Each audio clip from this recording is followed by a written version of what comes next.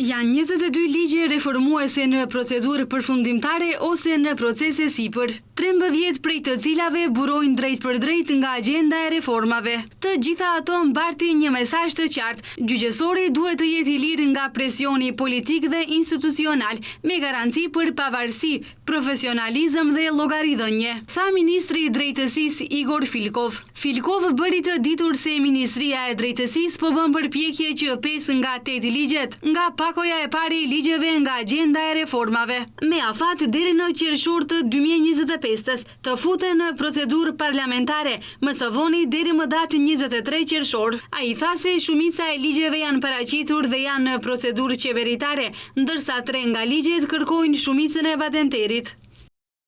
Në pakon prej 8 ligjesh me afat për miratim deri në qershor të këtij viti, 4 janë dorëzuar në qeveri dhe janë në procedurë të shkruar. Bëhet fjalë për ligjin për pagat e gjykatësve, ligjin për pagat e prokurorëve publik, ligjin për pagat e anëtarëve të Këshillit Gjyqësor dhe ligjin për pagat e anëtarëve të Këshillit të Prokurorisë Publike.